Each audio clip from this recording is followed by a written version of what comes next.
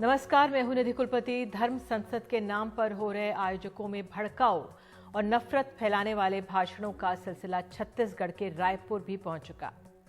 रायपुर में इस आयोजन के आखिरी दिन हुए भाषण में महात्मा गांधी के लिए जिस तरह की अभद्र भाषा का इस्तेमाल हुआ, वो एक सामूहिक शर्म का विषय होना चाहिए। साधु के वेश में इस सभा में मौजूद कालीचरण महाराज नाम के शख्स ने जो भाषण दिया है, उसे हम आपको दिखा नहीं सकते। बस कुछ तस्वीरें दिखा रहे हैं ताकि आप ऐसे व्यक्ति को पहचान सके जो धर्म का इस्तेमाल कर सामाजिक समरसता खत्म करने और वैमनस्य से फैलाने में कर सकता है। इस आयोजन में देश भर के साधु संत रायपुर पहुंचे थे, जहां उनका भव्य स्वागत भी हुआ। स्वागत में सभी दलों के नेता शामिल थे। इस आयोजन के मुख्य संरक्षकों में छत्तीसगढ़ के कांग्रेस के विधायक सत्यनारायण शर्मा और विकास उपाध्याय भी थे। रायपुर नगर निगम के सभापति प्रमोद दुबे भी थे।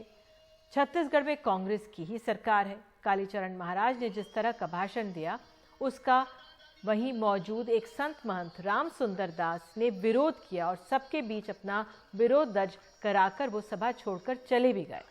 राम सुंदर दास गौ सेवा आयोग के अध्यक्ष भी हैं और इस कार्यक्रम के मुख्य संयोजक भी थे। आइए सुन लेते हैं। महात्मा गांधी ने क्या कुछ नहीं किया जिसे राष्ट्रपिता का के उपाधि साथ नवाजा गया। अब उनके विषय में इस धर्म संसद से ऐसी बात, ये हमारा सनातन धर्म नहीं हो सकता। मैं बहुत क्षमा चाहता हूं आप सबसे, आप लोग भले ही बुरा लगा हो, लेकिन इस धर्म संसद में अपने आप को अलग करता हूं, पृथक करता हूं। धन्यवाद। तो ये मामला जब बढ़ा तो नेता और आयोजक प्रमोद दुबे ने थाने पहुंच कालीचरण महाराज के खिलाफ आईपीसी की धारा 294 और 505(2) के तहत केस दर्ज कराया। कांग्रेस के कई नेताओं का मानना है कि इस मामले में देशद्रोह की धारा लगाई जानी चाहिए। एफआईआर दर्ज करा रहे हैं क्योंकि ये अपमान पूरे देश और विश्व का अपमान है। राष्ट्रपिता महात्मा गांधी के बारे में जिस ढंग से अपशब्दों का कहा है धर्म संसद में, तो कहीं ना कहीं पूरे देश के नागरिकों में रोष की भावना है। बीजेपी के कई नेता इस मामले में बीच बचाव की मुद्रा में दिखते रहे। यहाँ तक कि प्रधानमंत्री जी के बारे में भी अनर्गल बातें होती है तो उसके भी एफआईआर दर्ज नहीं होती है। वो लगातार सरकार के इशारों पर पुलिस प्रशासन काम करता है। जो कालीचरण जी महाराज ने बात रखी, उससे हम लोग सहमत हैं, ऐसी बात नहीं है। तो रायपुर में जो हुआ उसकी शुरुआत हरिद्वार में हुई धर्म संसद से हुई थी। 17 से 19 दिसंबर के बीच हुए इस आयोजन में कई साधुओं ने एक से एक भड़काऊ भाषण दिए। न सिर्फ महात्मा गांधी को लेकर आपत्तिजनक शब्द कहे, बल्कि एक धर्म विशेष के खिलाफ हिंसा के लिए भड़काने की बातें कहीं। इस मामले में देश के 76 जाने माने वकीलों ने सुप्रीम कोर्ट के चीफ जस्टिस को चिट्ठी लिखी है और नफरती भाषणों पर संज्ञान लेने को कहा है। पत्र में ऐसे भाषण देने वाले 9 लोगों के नाम लिखे गए हैं और कहा गया है कि उनके भाषण सिर्फ नफरत फैलाने वाले ही नहीं थे, बल्कि उनमें एक पूरे समुदाय को मार देने का खुला आह्वान किया गया। ये भाषण न सिर्फ देश की एकता अखंडता के लिए खतरा है, बल्कि देश में रह रहे करोड़ों मुस्लिम नागरिकों के लिए भी गंभीर खतरा पैदा करते हैं। 5 राज्यों में विधानसभा चुनाव करीब हैं और उससे ठीक पहले धर्म का चोला उड़कर ऐसे भाषण देने वालों का सिलसिला तेज हो गया है। क्या ऐसे मामलों में पुलिस को सख्ती से सख्त कार्रवाई करनी नहीं चाहिए? अभी तक जो लग रहा है, पुलिस अपने राजनीतिक आकाओं के हिसाब से कभी नरम तो कभी गरम दिख रही है।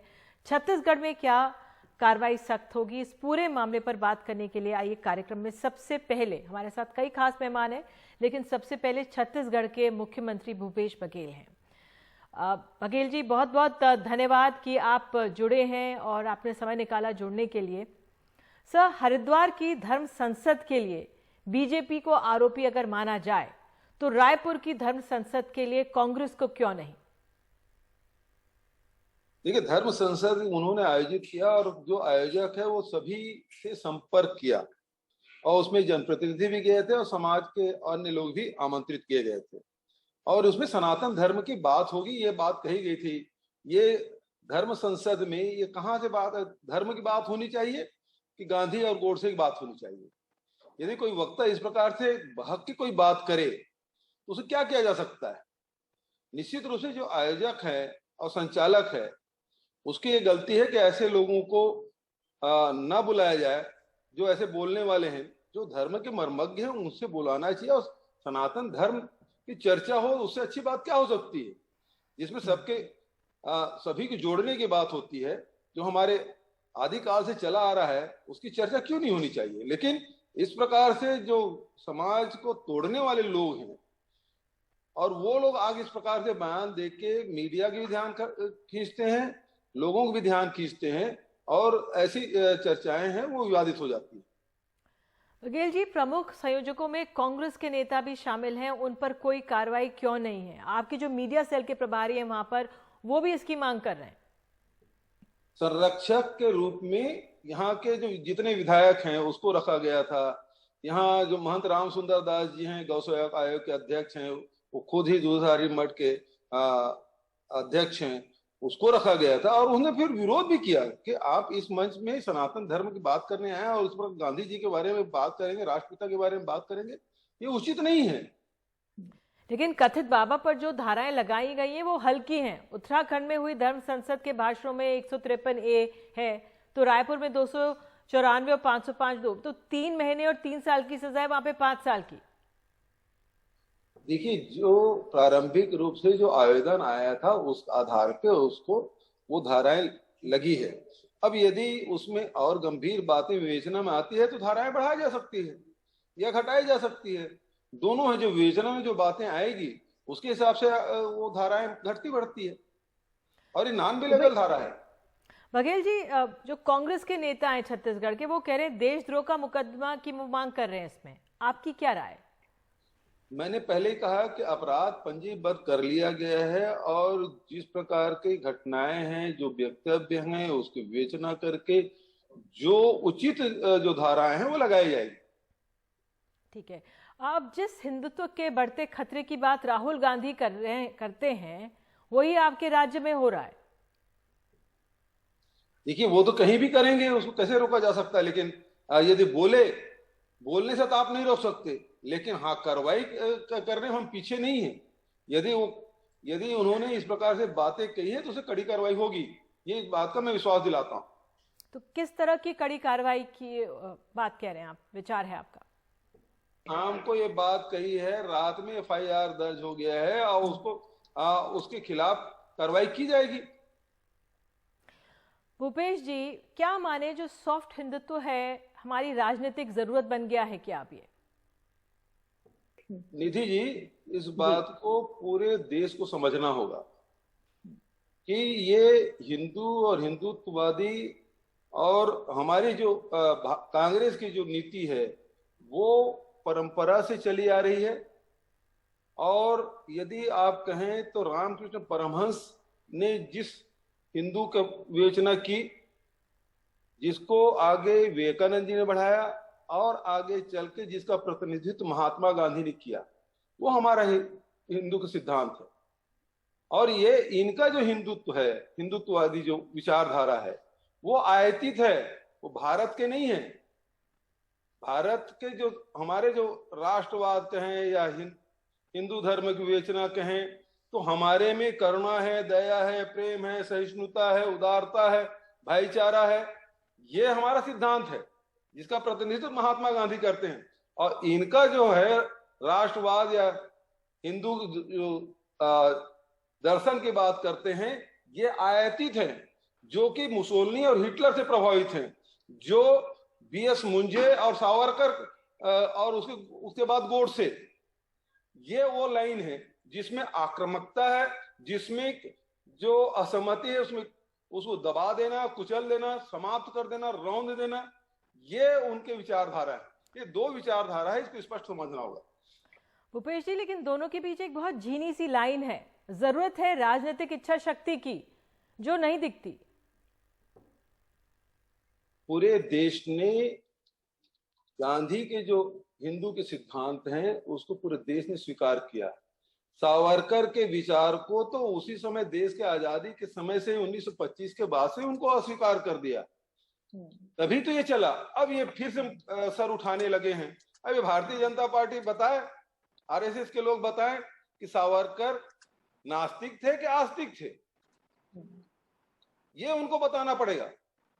और उनके जो हिंदू दर्शन है उसको देश ने नकार दिया है। आज वो फिर से सर उठा रहे हैं, तो आज फिर से जो गांधी के जो मानने वाले लोग हैं उससे एकजुट होकर इसको फिर से परास्त करना होगा। जी, आखिर में एक सवाल है कि जो बीजेपी कहती है कि उनके जो कार्यक्रम थे आपने अपना लिए हैं, राम वन पथ गमन हो, कौशल्या मंदिर हो, पर्यटन के हिसाब से अच्छा है, लेकिन आलोचक कहते हैं रास्ता वही है। देखो जी, छत्तीसगढ़ की जो संस्कृति है और उस संस्कृति को उभारना, उस संस्कृति को सहेजना कोई गलत बात नहीं है। 15 साल इनको मौका मिला था, लेकिन कभी राम वन गमन पर्यटन परिपथ का निर्माण इन्होंने नहीं किया, जबकि हमारे संस्कृति में जनजीवन में राम रचे बसे हैं भांजा के रूप में, कौशल्या का मंदिर है, और लेकिन इन्होंने कभी वो नहीं किया। ये वोट की खातिर करते हैं, हम अपने संस्कृति को सहेजने के लिए करते हैं, अंतर यही है। और ये केवल गाय के नाम से वोट ले सकते हैं, लेकिन गाय की सेवा नहीं कर सकते। गाय के लिए 8000 गौठान हमने बनाए, 2 रुपये किलो में गोबर खरीदने की व्यवस्था हमने की। आज गाय के संरक्षण की बात हो रही थी, छत्तीसगढ़ सरकार के द्वारा की जा रही।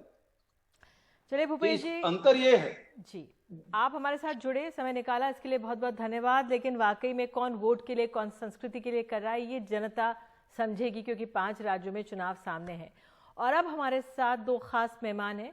हमारे साथ हैं किशोर उपाध्याय, जो वरिष्ठ कांग्रेस के नेता उत्तराखंड से, ये कांग्रेस के राज्य के अध्यक्ष भी रहे हैं, और साथ ही देश रतन निगम, राजनीतिक विश्लेषक हमारे साथ जुड़े हुए हैं। किशोर जी, मैं आपसे पहले समझना चाहूंगी, उत्तराखंड के हरिद्वार में जो देवभूमि में जो धर्म संसद हुई, रायपुर में हुई, धर्म संसद हो रही है, लेकिन राजनीति पे ज्यादा असर इसका माना जा रहा है। क्या असर आप इसका आंक रहे हैं? नीति जी, मुझे बहुत ही दुख है, और मैं इस समय उत्तराखंड को तो आप जानती हैं भली भांति, जिस धरती ने माँ गंगा जैसी बेटी पैदा की है, जो किसी में कोई किसी तरह का भेदभाव नहीं करती है, और उस धरती में डासना और जगह जगह से आकर के लोग, उत्तराखंड में ऐसा कौन सा धर्म है जिसके आस्था के स्थल नहीं है? यहाँ माँ गंगा पैदा हुई तो साथ में माँ यमुना भी पैदा हुई है, बद्रीनाथ जी हैं, केदारनाथ जी हैं, सबसे अच्छे हेमकुंड साहिब, उसके साथ में जो है पिरानकलियर साहिब है, सबसे अच्छे गिरजाघर यहाँ हैं, और आज तक कभी इस तरह की स्थिति नहीं हुई। मुझे सबसे बड़ा दुख है कि कुछ लोग गिरवे वस्त्र पहन करके, संत का चोला ओढ़ करके, अरे आपने अपना 13वीं कर ली, आपने संत का चोला पहनते हुए आपने आपके सारे क्रिया कर्म कर लिए, आपने अपना श्राद्ध कर लिया, सब कुछ कर लिया, और उसके बाद अगर इस तरह की बातें आप उत्तराखंड में करते हैं, और वो भी हर हरि की धरती में करते हैं, तो मेरे ख्याल से इससे दुर्भाग्यपूर्ण इस देश के लिए कुछ नहीं हो सकता। यह हरिद्वार हमारा उत्तराखंड का मुख्य द्वार भी है, और वहां इस तरह के तत्वों को अगर परिचय मिलता है, मैं यहाँ पर था नहीं, मैं अगर यहाँ पर होता तो किशोर उपाध्याय सबसे पहले वहां जाता। अरे ये वो धरती है जहाँ 18 पुराण लिखे गए, और 82 वचनम द्वयम, और सबसे बड़ी बात, जो हमारे एक बहुत बड़ी आबादी सैनिकों की उत्तराखंड से आती है, और जो हमारी सेना में लोग हैं वो धर्म के आधार पर भेदभाव नहीं करते। लेकिन देश रतन निगम जी, जो हमारी, आप एक राजनीतिक विश्लेषक हैं, किस ओर हम जा रहे हैं कि राजनीति को इस तरह की अब जरूरत पड़ रही है? निधि जी, एक बात मैं आपको बता दूं कि ये ऐसे वक्तव्य पहले भी आते रहे हैं, अभी से नहीं। कांग्रेस की यूपीए की सरकार थी तब भी आते थे। ये धर्म संसद में बहुत लोगों ने बोला है, लेकिन उसमें 2-3 लोगों के जो भाषा का प्रयोग किया गया है वो निंदनीय है, उससे मैं सहमत नहीं हूँ। हाँ, बहुत सारे मुद्दे उठे जो ज्वलंत मुद्दे हैं, जनसंख्या का मुद्दा भी उठा, जो वहां पर धर्मांतरण का भी मुद्दा उठा, और सारे भी विषय वहां पर उठे। लेकिन अगर किसी उद्देश्य को आपको प्राप्त करना है तो इस भाषा का प्रयोग नहीं होना चाहिए, उससे मैं सहमत नहीं हूँ। उसकी निंदा जितनी भी हो कर सके। और इन जो 2-3 लोग हैं जो अपने आप को संत कहते हैं, उनके पीछे कौन है? जैसे मैं बता दूं कि पिछली जो जनरल सेक्रेटरी हिंदू महासभा की थी, इंदिरा तिवारी, वो टीएमसी की कैंडिडेट हुई थी पीएम के खिलाफ वाराणसी से। तो ये हमको ये भी देखना पड़ेगा कि कौन लोग इसके पीछे हैं, क्योंकि सभी ने इस तरह की बात वहां नहीं करी उस धर्म संसद में। कुछ 1-2 लोगों ने बोला है वहां पर, और उसकी निंदा भी होनी चाहिए। और अगर आपके सामने कुछ उद्देश्य हैं, वो आप रखिए, उसका चिंतन करिए। तो ये कानून व्यवस्था का भी मामला आ जाता है और सामाजिक स्तर पर भी जो मुद्दे हैं वो बहुत रेलेवेंट है, उसमें कोई दो राय नहीं है। लेकिन निकम जी, जो कार्य हमारे नेताओं को करना चाहिए, जो जनता के प्रतिनिधि हैं, वो कुछ लोग संतों का वेश धारण करके वो क्यों बात कर रहे हैं? जो सरकारों का काम है, जो नेताओं का काम है, वो काम हमारे संतों की वेशभूषा पहन के क्यों कुछ लोग कर रहे हैं और भड़का रहे हैं, भड़काऊ भाषण दे रहे हैं, तभी पुलिस को कार्रवाई करनी पड़ रही है। हालांकि बहुत देर से पुलिस कार्रवाई कर रही है। जी, पहले तो मैं बता दूं, संत को भी उतना ही अधिकार है राजनीति में बोलने का जितना कि राजनेताओं को धर्म के बारे में बोलने का है, लेकिन गलत कोई ना बोले, गलत बयानी कोई ना करे, और कार्य सबको करने हैं समाज में, लेकिन इस तरह का जो भड़काऊ भाषण है वो नहीं होना चाहिए। वो निंदनीय और एफआईआर हुई है, उस पर कार्रवाई भी हो रही है। होंगे वो भड़काऊ भाषण नहीं करेंगे देशरत्न निगम जी, इतना तो हम सब जानते हैं। जो हमारे संत हैं वो भड़काऊ भाषण नहीं करेंगे। और आपने रामचंद्र दास जी को देखा रायपुर में, कैसे उन्होंने कह के वो बात गए। लेकिन किशोर जी, मैं आपसे देखना है निधि जी, एक मिनट निधि जी, वही मैं कह रहा हूँ, यही देखना है कि कौन लोग इन शख्स के पीछे हैं, कौन कुछ करवा रहे हैं, क्योंकि संतों को मैंने इस तरह की भाषा बोलते नहीं देखा है जितना मेरा तजुर्बा है। लेकिन उनको शय कौन दे रहा है? ऐसे लोगों को वस्त्र पहन के शय कौन दे रहा है? जिससे हमारे समाज की समरसता टूटती है, वो बहुत बड़ी बात है। ये जांच का विषय है, जो आपकी विवेचना हो रही है, जांच हो रही है इस मामले में, उससे शायद चीजें बाहर निकल के आएंगी। बिल्कुल किशोर जी, ये भले ही जांच का विषय हो, लेकिन ऐसे में जो नेताओं की, राजनीतिक नेताओं की इच्छा शक्ति कहाँ चली जाती है? जो नेतागण हैं, जो राजनीति करते हैं, वो कहाँ पर हैं? वो किस तरह की लाइन लेंगे इस मामले में? उत्तराखंड में विपक्ष कहाँ पे? निधि जी, मुझे बहुत दुख है और लज्जित भी हूं, मैं आपको स्पष्ट रूप से कहूं। किशोर उपाध्याय, मैं भी पूजा पाठ करता हूं, और हमारे कुल पुरुष ने तो गर्ग संगीता से लेकर के भगवान श्री कृष्ण के गुरु रहे, और इस तरह से मैंने किसी संत के बारे में नहीं सुना है जो इस तरह की बातें करे। मेरे ख्याल से संत को और सनातन धर्म को ये लोग पुनः हमको परिभाषित करने के लिए मेरे ख्याल से मजबूर कर रहे हैं। मुझे सबसे बड़ी दुख का विषय ये लगता है। नहीं तो इस तरह से चोले पहन करके आप हिंसा की बात कैसे कर सकते हैं, जिसमें वसुधैव कुटुंबकम की बात हो, जिसमें अहिंसा से लेकर के आप भगवान के श्री कृष्ण ने गीता से लेकर के इतनी सारी बातें कही हैं, उसमें आप उस तरफ जाने की बात करते हो, आप जो है साल्वेशन की बात करते हो और उसमें हिंसा ले आते हो। तो मेरे ख्याल से किशोर जी, मैं आपको रोकूंगी, मैं कहूंगी कि राजनीतिक विफलता है, कांग्रेस की राजनीतिक विफलता, बीजेपी की राजनीतिक विफलता है कि इस तरह से सहारा लिया जाना पड़ रहा है, क्योंकि कार्य वहां पे है नहीं, और शायद इसलिए आम जनता को बताने के लिए कामकाज नहीं है, इसलिए ध्रुवीकरण की बात की जाती है। नहीं, निश्चित रूप से, और वो भी क्योंकि उत्तराखंड में चुनाव आ गए हैं, बिल्कुल टिहरी पर चुनाव हैं, और मुझे ये लगता है कि संत का चोला पहन करके आप यहाँ पर इस तरह का वितंडावाद फैलाना चाहते हो, आप सांप्रदायिकता फैलाना चाहते हो। आज तक उत्तराखंड में कभी ऐसा हुआ नहीं। मैं जिस गांव का रहने वाला हूँ पहाड़ पर, उसमें मेरा आधा गांव माइनॉरिटी का है, अकलियत का है, और आधा गांव हमारा है। हम आपस में मिलकर के खेती बाड़ी करते हैं। उनके यहाँ कोई अगर धार्मिक कार्य होता है तो हमारे लिए अलग व्यवस्था करते हैं कि भाई आप ब्राह्मण लोग हो, चलो हम आपके लिए अलग व्यवस्था करते हैं, हम आपका सम्मान करते हैं। हम उनको अपने यहाँ बुलाते हैं, उस तरह से उनके लिए व्यवस्था करते हैं। चाचा ताऊ ताई का रिश्ता है, चाची बड़ी का रिश्ता है, जो हमारे पहाड़ी भाषा में कहा जाता है।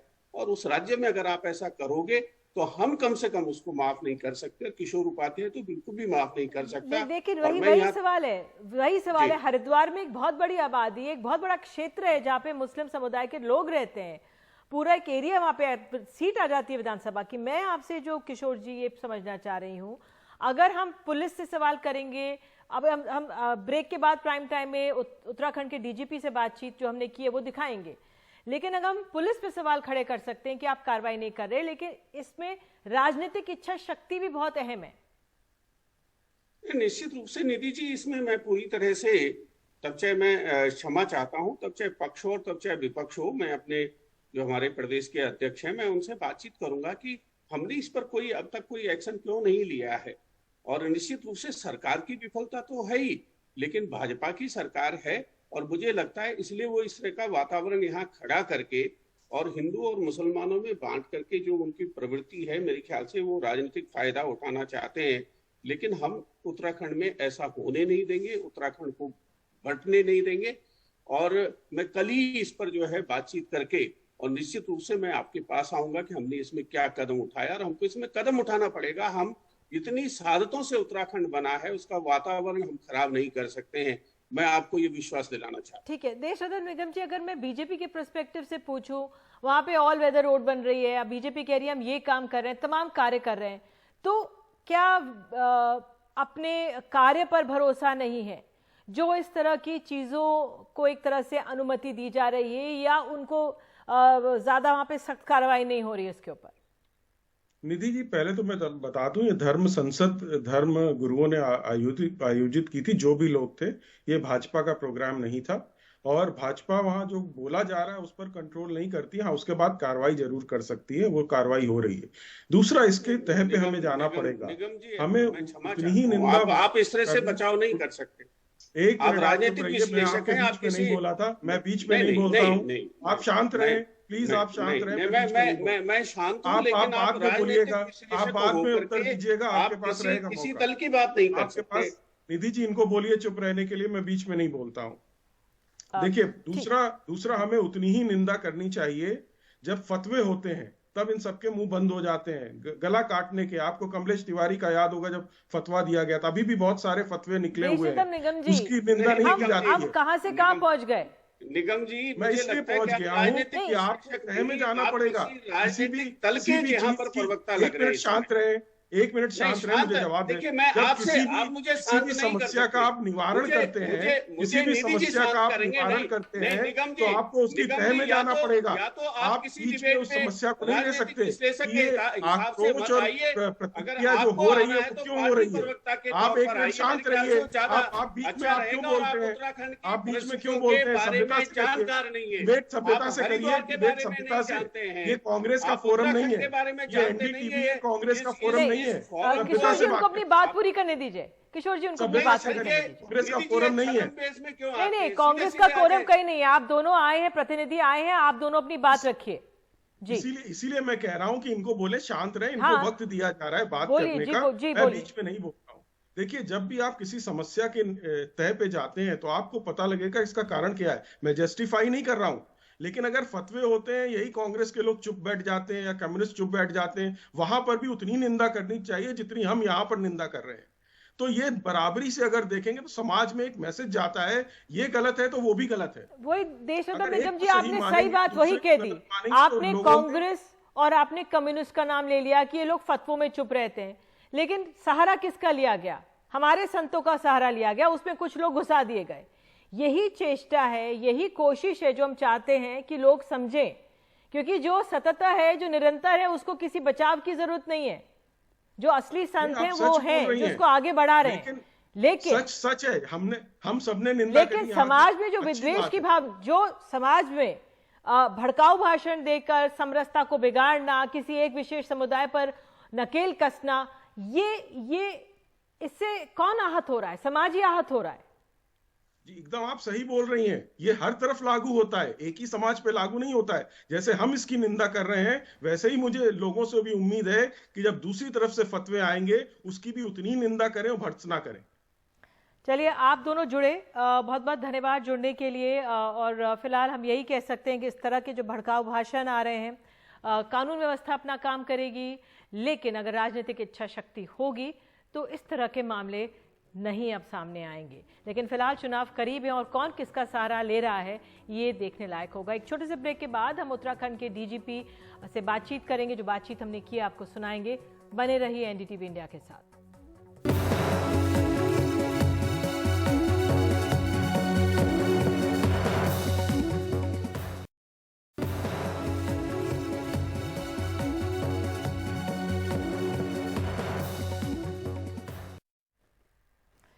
तो हरिद्वार में जो धर्म संसद हुई है उस पर कार्रवाई को लेकर पुलिस से अनेकों सवाल पूछे जा रहे हैं। हमारे साथ उत्तराखंड के डीजीपी अशोक कुमार मौजूद हैं, उनसे हमने बात की है। अशोक जी, मेरा पहला सवाल यही था कि आप पर हर तरफ से दबाव पड़ रहा होगा, इस मामले में ताज़ा अपडेट क्या है?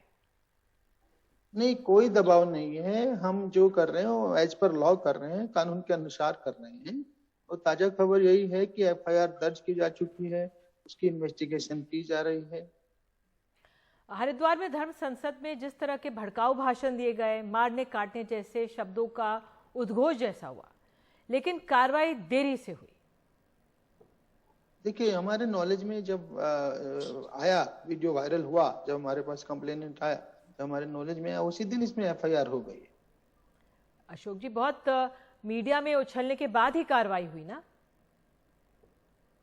देखिए, क्योंकि हरिद्वार एक धार्मिक स्थल है, वहाँ धार्मिक कार्यक्रम होते रहते हैं, तो हमें नॉर्मली उसका हर एक जगह क्या बोला जा रहा है तो पुलिस वो मॉनिटर नहीं करती है। जब वो मीडिया में वायरल हुआ, सोशल मीडिया में, तब हमें पता चला कि इसमें कुछ ना कुछ गलत हुआ है, जो कानूनन सही नहीं है, जो लीगल नहीं है, तो इसलिए फिर एफआईआर की गई। पहला मामला वसीम रिजवी, जो अब हाल में जितेंद्र नारायण त्यागी बन गए, मामला क्या है इन पर जो एफआईआर हुई है? देखिए, जो कंप्लेंट हमारे थाने पर आई उसके हिसाब से एफआईआर की गई। हो सकता है शिकायतकर्ता को बाकी नाम नहीं मालूम हो, और अभी बाकी सभी नाम हमारी विवेचना का हिस्सा है। उसमें ऑलरेडी 2 नाम और जुड़ गए हैं और विवेचना हमारी जारी है। जी, लेकिन पहले एक व्यक्ति पर मामला दर्ज होता है, मीडिया पे बवाल होता है, सोशल मीडिया पर छाया जाता है, विपक्ष के जो नेता हैं वो लोग ट्वीट करते हैं, एक गढ़वाल के स्थानीय नेता आपको चिट्ठी लिखते हैं, तब जाकर और नाम शामिल किए जाते हैं।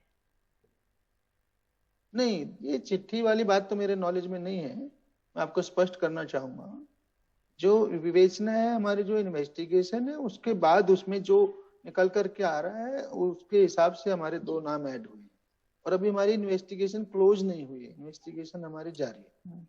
जी, आलोचक ये कह रहे हैं कि एफआईआर तो कर ली है दबाव में, लेकिन कार्रवाई नहीं हुई है।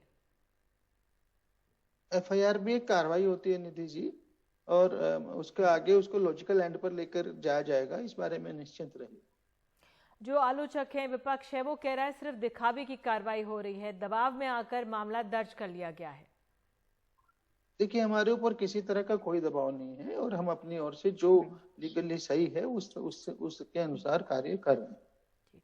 अशोक जी, लेकिन जो धारा है लगाई गई है 153A, उसको हल्का बताया जा रहा है। देखिए, प्रथम दृष्टया जो ये बनता है वो 153A बनता है। आप कोई भी उठाएंगे, भड़काऊ भाषण है या कि जो हेट स्पीच है, तो उसमें 153A का सेक्शन जाता है, वो इसमें लगा दिया गया है। अगर हम इसको क्लोजली एग्जामिन कर रहे हैं जो है, और लीगल ओपिनियन भी ले रहे हैं, अगर कोई और धारा बनती होगी तो वो जोड़ दी जाएगी। जी, क्योंकि अब करीब 10 दिन हो गए इस मामले को आए हुए, क्या ठोस कदम माने जाएं या जांच कहां तक पहुंची है? देखिए, एफआईआर को 10 दिन तो नहीं हुआ है, 3 या 4 दिन हुआ है, और जो विवेचना इसमें बढ़ रही है। हम सब लोगों से बात कर रहे हैं, जो जो बयान सामने आए उनसे भी बात की जा रही है, तो पूरी गहराई से विवेचना की जा रही है, लीगल ओपिनियन भी ली जा रही है। जी, अशोक जी, देरी से जो कार्रवाई हो रही है, एक तरह से जो हुई है इस मामले में, जो शरारती तत्व हैं उनको बल मिलता है, चुनाव करीब है। ऑफ कोर्स, अगर ऐसे अपराधियों पे कार्रवाई नहीं होती है तो आपराधिक गतिविधि को बढ़ावा मिलता है, तो हम कार्रवाई कर रहे हैं। लोगों को पता चल गया कि ये अलाउड नहीं है, एफआईआर होने से उन्हें बहुत अच्छे से पता चल गया। जी, अब राजनीतिक दबाव के कयास भी लग रहे हैं। यहाँ शामिल कुछ लोगों के मुख्यमंत्री पैर छू रहे हैं, ऐसी तस्वीरें सोशल मीडिया में वायरल भी हुई। मेरे संज्ञान में नहीं है, और न ही ऐसा है। कई बारी हम बहुत सारे लोगों को जानते हैं, और या वो हमें मिलते हैं, तो जरूरी नहीं है कि वो हमें उस समय पता हो कि कोई इसमें अपराध दर्ज है। तो कार्रवाई एज पर लॉ होगी, इतना ही मैं आश्वस्त करना चाहूँगा। जी, आप लोगों की चुनावों के लिए क्या तैयारी है? उत्तराखंड में बस अब चुनाव है, क्योंकि ऐसे मामले फिर से हो सकते हैं। चुनाव को लेकर हमारी पूरी तैयारी है। हम पूर्णतया शांतिपूर्वक और निष्पक्ष चुनाव करवाएंगे उत्तराखंड में, और किसी भी हालत में किसी को शांति व्यवस्था भंग करने की इजाजत नहीं दी जाएगी। बिल्कुल, तो उनका यही कहना रहा है कि किस तरह से जो पुलिस है पूरी तरह से तैयार है, लेकिन वाकई में चुनाव करीब है, और ऐसे में किस तरह की कार्रवाई होती है, क्या राजनीतिक संदेश भी दिया जाता है, इस पर नजर बनी रहेगी। तो आप सब लोग जुड़े, बहुत बहुत धन्यवाद, नमस्कार।